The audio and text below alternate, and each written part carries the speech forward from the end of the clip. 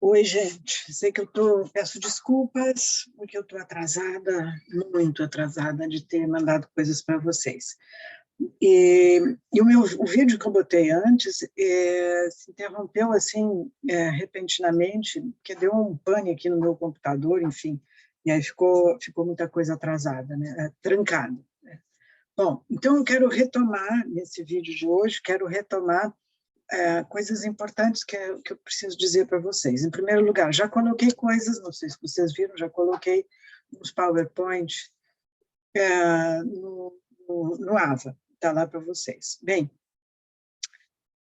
nesses PowerPoint tem coisas assim que eu vou conversar com vocês através de vídeos, né, sobre aquelas coisas todas, mas tem ali poemas e tal que eu gostaria que vocês lessem. Então, tem coisas assim que eu queria explicar. O programa, né? O programa já falei sobre no outro vídeo, né? O que eu estava querendo, o que eu quero fazer. Mas acabei tirando a Gilca Machado, que eu queria trabalhar com vocês, que é uma poeta simbolista, por conta até da dificuldade de vocês conseguirem os livros dela, e também porque tem um monte de coisa depois para frente que não dá para a gente também atropelar e botar um monte de coisa e não fazer nada, né? E não ensinar nada direito. Então, acabei tirando a Gilca Machado. Bom, deixei, então, na poesia simbolista, o Cruz e Souza, que é uma figura paradigmática no simbolismo aqui do Brasil, e deixei o Augusto dos Anjos, que é um poeta assim, muito doido, completamente a milhões o cara, né? Morreu cedo e tal, então tem um histórico de vida, ele era muito esquisito, assim, se achava muito feioso, não era, mas ele se achava, então ele era muito tímido, criatura noturna e soturna, e isso a gente vai ver na poesia dele, como é que isso acontece. Então eu botei lá uns poemas para vocês, eu gostaria muito que vocês lessem, com bastante atenção e cuidado, né? Em alguns eu botei assim tópicos, né, para a gente falar sobre um processo inicial de análise, mas não tanto análise, mas sobretudo interpretação, que tem a ver com análise, que eu já fiz, evidentemente, então eu vou conduzir o olhar de vocês, né, para alguns processos interpretativos, né, desses poemas. Então, já tem alguma coisa ali, que já dá para vocês irem lendo, né, e já percebendo o programa. Então, o programa a gente tem Parnasianismo e Simbolismo, né, que eu já coloquei esse material no PowerPoint. Então, Olavo Bilac, como poeta parnasiano, existem outros poetas parnasianos, mas Olavo Bilac é também um clássico, né?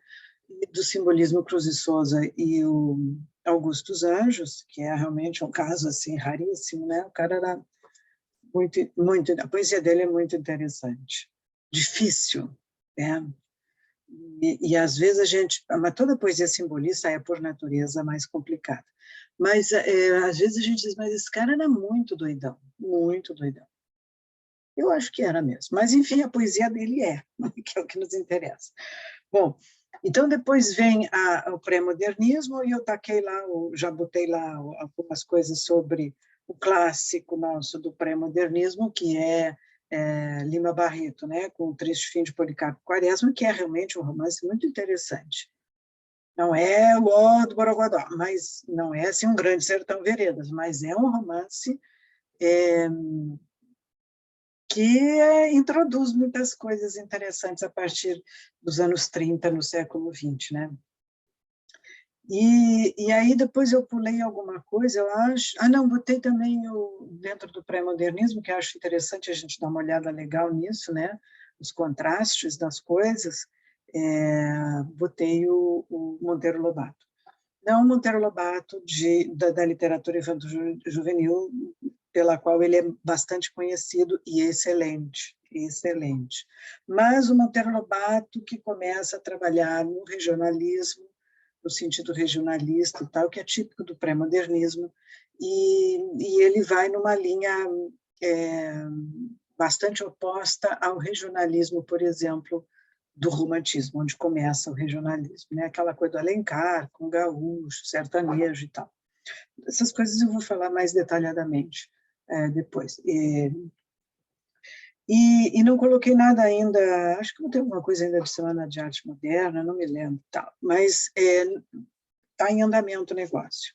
Bom, então o programa é mais... Aí depois a gente vai para a Semana de Arte Moderna e os poetas da chamada geração de 30, nós vamos contestar, né, esse título, Geração de 30, essas coisas assim, que são bem... Isso é coisa de historiador da literatura, né, que eu não sou, então eu acho bem interessante. Bom, então o programa é basicamente esse. Eu não posso trolhar vocês de coisas, porque não, evidentemente não dá tempo. Sistema de avaliação. Sistema de avaliação nosso vai ser o mesmo sistema de avaliação do ritmo presencial, ou seja, duas avaliações bimestrais, né? E um exame, se tiver. Como é que eu fazia as provas de avaliação? Geralmente 4 perguntas e tal, dissertativas e coisa e tal. Não mais do que isso. 3, 2, dependendo da situação, né? Mas não mais do que isso. Eu, claro que não fiz nenhuma prova ainda, nem pensei, porque eu nem dei aula, não posso fazer uma prova sobre algo de que eu nem dei aula ainda, né? Mas vocês não têm que se preocupar. O importante, na verdade, isso é que eu queria dizer para vocês. Não, antes disso, não vou me esquecer. Vocês têm acesso a mim através do AVA, tá? Que vocês podem entrar lá no AVA Coisa e Tal, aí me manda mensagem e vai uma mensagem diretamente para mim, vocês têm acesso a mim por esse canal, ou também pelo meu e-mail, que não é o raquelsouza@furg.br, que eu vou lá uma vez na vida, outra na morte, e, aliás, faz horas que eu morri por esse e-mail, que eu não tenho ido lá. Mas o meu e-mail que eu uso mesmo, né, que é raquelrolando2@hotmail.com. Aí vocês me encontram aí. Bibliografia de apoio, que eu acho que isso é importante. Eu não vou dar muita coisa para vocês, porque vocês não vão ler. Então, não adianta eu encher a cabeça de vocês com uma lista bibliográfica que vocês não vão ler, por uma série de questões, né? Inclusive, e principalmente por causa de tempo. Mas vocês podem acompanhar as aulas e as questões todas que nós vamos trabalhar e que eu vou levantar com vocês, com os clássicos da historiografia literária, que são fundamentais, porque essa disciplina ela tem um recorte historiográfico, né, bastante acentuado, então não dá para historiográfico, porque tem a ver com a história da literatura. Então, eu não tenho muito como fugir disso, né? Não é uma disciplina, um acento específico num determinado autor, uma disciplina ensaística, etc. Tal. Não é. Ela é uma disciplina de recorte historiográfico. Então, eu tenho que falar para vocês sobre as questões relativas às questões estéticas, né, e éticas de cada momento desses que fazem parte do programa da disciplina, explicar a vocês como as coisas se dão, né? Por que o sujeito lá escreve assim, escreve assado, por que ele pensa isso e não pensa aquilo e tal, né? Ou, por exemplo, por que eu disse para vocês que o Monteiro Lobato ele é um escritor regionalista, mesmo quando ele faz literatura infanto-juvenil, ele é um escritor regionalista, mas o regionalismo que ele começa, quando ele começa a fazer, e aí vocês têm um texto lá que eu botei para vocês, que é Urupês, né, um livro de contos, tem um extrato assim, naturalista, os contos dele e tal, né, de Urupês, cuja origem do regionalismo é o romantismo. Então, eu vou ter que explicar para vocês como é que o regionalismo do Monteiro Lobato surge, né, no final do século XIX, basicamente início do século XX, e isso vem lá do Alencar, mas vem de uma outra maneira, completamente diferente da visão do Alencar, que vocês já devem ter, né? presumo que vocês já tenham conhecido o regionalismo do Alencar. Então, como é que isso chega lá?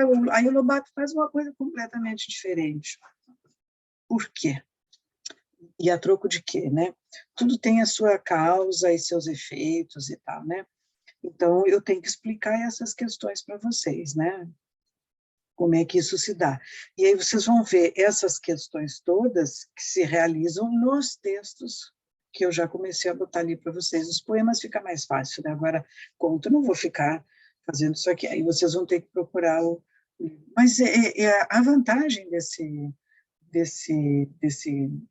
período, né, literário que a gente vai ver, ou seja, essa questão finissecular, né, até os anos 30 do século XX, por aí, é legal porque os escritores já estão todos mortos e enterrados e tal, e já não pagam mais, já não se paga mais direitos autorais.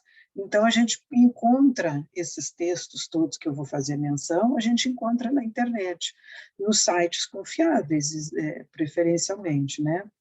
E que tem alguns que são bem interessantes, bem confiáveis, outros não. Outros aí é complicado. Mas, enfim, vocês conseguem esse material sem grande encrenca. Mas eu listo assim para vocês de acompanhamento de leitura as histórias da literatura, por exemplo, do Alfredo Bozzi. Eu acho que é um tarugão, né? Eu não estou com ele aqui, ele está lá nos livros lá. História concisa da literatura brasileira, que de concisa não tem nada, né? Muito ao contrário, é um baita de um tarugão, né? É chato para ler, é muito chato, muito detalhista, mas ali ele está fazendo história da literatura, então ele tem que ser assim mesmo. Eu acho que vocês estão bem acompanhados com esse livro, né? Eu diria que é quase que um manual, né? Da literatura brasileira. E tem também, que eu estou aqui olhando para acompanhar a poesia dessa época, assim, ai, gente, nada melhor que Manuel Bandeira. Ele tem um livro chamado Apresentação da Poesia Brasileira, Manuel Bandeira. Também vocês encontram com uma certa facilidade. É muito bom, muito bom. E uma série de outros textos, né? Antônio Cândido, por exemplo, é uma recorrência constante, né? Sempre que vocês encontrarem um livro de Antônio Cândido dando sopa por aí, vocês peguem, porque nem que seja para vocês lerem e dizerem assim, aprendi muita coisa, mas eu discordo de algumas coisas. Beleza. É para isso que existe o aparato crítico, né? Bom, mas eu queria falar também da grande necessidade que eu preciso dizer para vocês, um papel que eu não posso fazer por vocês, que é a leitura. Uma disciplina de literatura precisa, basicamente, de que o aluno leia.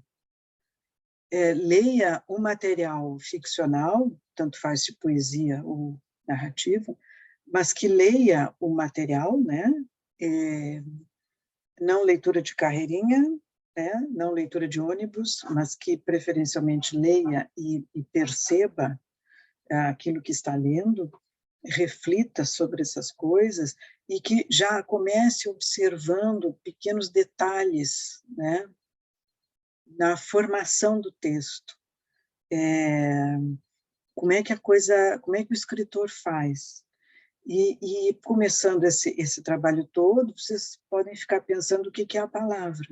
Essa que eu estou usando aqui, oralmente, e que o escritor usa na forma escrita. E a palavra é o fundamento da literatura. Sem ela, a literatura não existe. Seria outra coisa, né? Mas a arte literária tem a ver com a palavra. E a palavra é algo plurissignificativo. Então, pequenos detalhes, às vezes, fazem uma grande diferença. Então, quando vocês estão lendo um texto qualquer literário, vocês têm que lembrar disso. Vocês estão lidando com algo que explode significações a palavra, né? Isso na poesia é bastante perceptível, mas na narrativa igualmente. Então, eu gostaria muito de pedir que vocês se esforçassem, eu sei da situação complicada, né? Eu estou colocando também uma situação mais complicada ainda, porque eu não estou fazendo aulas presenciais, então esse sistema aqui é meio esquisito, né? É bom por um lado e é ruim por outro, porque às vezes vocês estão me ouvindo, aí pá, vem um monte de pergunta, um monte de coisa que vocês querem me perguntar, mas aí tá no vídeo, né? É complicado. E então eu estou nesse sistema remoto e me disseram que eu não poderia fazer pelo sistema remoto, que eu não poderia fazer encontros síncronos, ou seja, online com vocês no mesmo momento, nos horários das aulas. E no início eu achei, mas que palhaçada, por que eu não posso, né? Antes eu podia fazer, agora não posso. Bem, é porque agora vocês têm outras aulas, né? Outros horários de aulas presenciais junto com as minhas. As minhas aulas são às quartas-feiras, não é isso? As 3 últimas da manhã e as 3 últimas da noite. Então, eu imagino que vocês devam ter aulas presenciais às 2 primeiras da manhã e às 2 primeiras da noite, de maneira que dificilmente vocês vão conseguir chegar em casa para acessar a minha sala no MConf, né, minha sala virtual, para conversar comigo. Eu acho que o motivo deve ser esse. Mas, igual, eu gostaria de fazer alguns encontros síncronos com vocês, né, que fossem em um outro horário. Eu vou pensar numa saída sobre isso, porque aí eu falo, vocês já viram que eu falo muita coisa, e às vezes eu falo bobagem e tal, e eu falo muita coisa, mudo de assunto e tal, e de repente, vocês, num encontro síncrono, vocês conversam comigo, né? Aí vocês me perguntam coisas, e aí a conversa vai melhor ainda, né? Mas vamos ver como é que isso vai se dar. Bom, então, esse videozinho aqui que eu estou fazendo para vocês é mais para dar continuidade daquele outro, que eu não fui interrompida, né, pela Tânia aqui no meu computador, que felizmente já tá legal, né, está funcionando. E já vou botar isso no AVA, para vocês terem acesso a essas questões todas. Volto a dizer, qualquer coisa, vocês me mandem mensagens. Eu posso demorar um pouquinho para responder, mas eu respondo todo mundo. O que mais que eu queria dizer para vocês? Não sei. Estou vendo que eu estou com meus cabelos meio esquisito mesmo. Mas isso aqui parece uma machuca, né?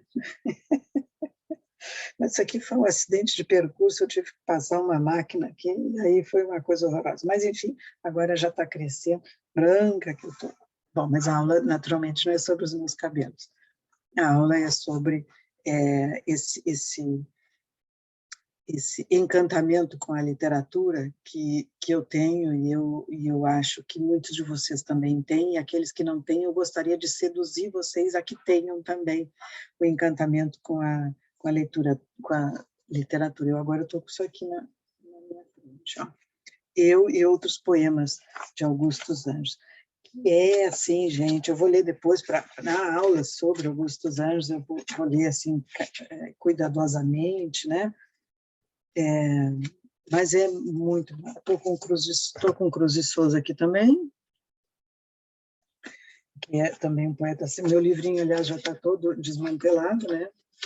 Todo quebrado, mas está cheio de anotações, então eu gosto muito desse livrinho que é pequenininho, uma edição antiga, edição de bolso, né? Mas como vocês veem, está, ó, quebradinho. Mas eu gosto muito dele porque ele já tem uma série de coisas. E aí, estou aqui também na minha mesa com o clássico Olavo Bilac. Ele era um dandy, né? Era um sujeito que andava sempre no Rio de Janeiro, 40 graus à sombra, sempre de cartola, fraquezinho, coisa e tal, né? Então, ele era um dandy. E aí, então, o que eu tenho dele é esse aqui, lombada de couro e tal, que é uma edição completa da poesia dele.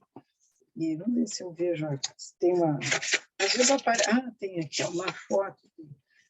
Ele tem histórias, né? O Olavo Bilac. Não é santo, não. Ó, esse é o Olavo Bilac. E a gravatinha? Comisto certo. Interessante. Ele tem crônicas maravilhosas, maravilhosas. e que foge muito do tom da poesia dele, não exatamente do tema, mas do tom da poesia dele, que é uma poesia parnasiana. Então, ele, de uma certa maneira, ele obedece os critérios da, da estética, né? do parnasianismo. Enfim, então, no início eu estou com esses três aqui, mas